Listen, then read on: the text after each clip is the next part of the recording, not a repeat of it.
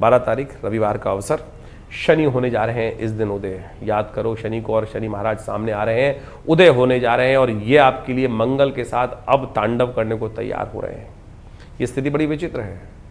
आपकी राशि के दृष्टिकोण से इस वक्त जो ढैया चल रही है, सम्मुख कल्याण ढैया जो आपके लिए चल रही है, ये थोड़ी सी आपके लिए कहीं विप्लवकारी बनती दिखाई दे रही है।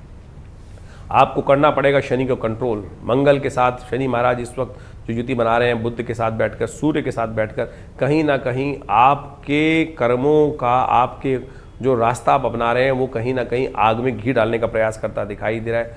शांत होकर, किसी को उकसाने की ज़रूरत नहीं, इस बात का ध्यान रखें।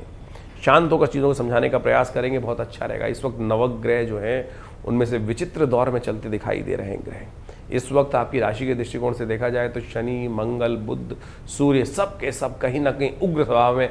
नवग्रह शांति करो, ये बहुत ज़रूरी है। देश काल परिस्थिति को समझते हुए कार्य करना बहुत ज़रूरी है। वैसे तो आप बड़े धैर्यवान हैं, कन्या राशि बड़ी धैर्यवान होती है, लेकिन इस वक्त अननेसेसरी मन में उग्रता होती दिखाई दे रही है। कहीं ना कहीं वासनाएं उदय होती दिखाई दे रही हैं। बेकार की चाहतें मन में फड़फड़ा रही हैं, और ये बेकार की चाहत जो है ना, गलत चाहत जो है, वो कहीं ना कहीं परेशानी में डाल सकती है। इस बात का ध्यान रखना। इसके लिए शनि का उपाय करें। नवग्रह शांति कैसे की? बुध की युति जो बन गई है, ये विशेष तौर पर आप समझ लें, जो बड़ी विचित्र स्थिति ग्रहों की उत्पन्न करती है।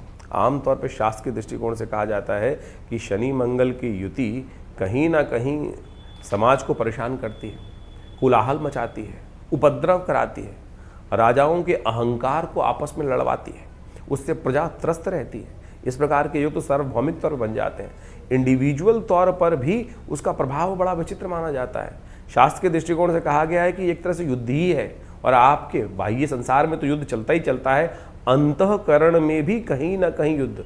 कहा जाता है कि जब शनि मंगल की युति हो जाए, शनि और उदय स्थिति में शनि हो, तो और जैसे जिस प्रकार का योग बन रहा है, वो कहीं ना कहीं ग्रीष्म ऋतु बहुत भयंकर रूप से परेशान करने की योग बना देती है। शनि के उदय होते ही ग्रीष्म ऋतु जो है अपने व्यापक रूप में जो जब शनि अस्तों के उदय हों, तो कहीं ना कहीं वातावरण में गर्मी उत्पन्न करने की योग बना देती है। और साथ साथ इस वक्त तो शनि मंगल का युति भी चल रही है, तो ये कभी कभी वृष्टि का योग भी बनाती है। साथ साथ संसार में वृष्टि, बारिश का योग भी, असमय बारिश का योग भी इसके साथ साथ बनने के योग बन जाते हैं।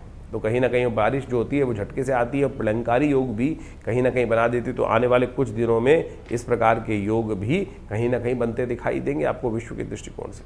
अब इन राशियों के योग को समझकर, मंगल जो है वो क्या है?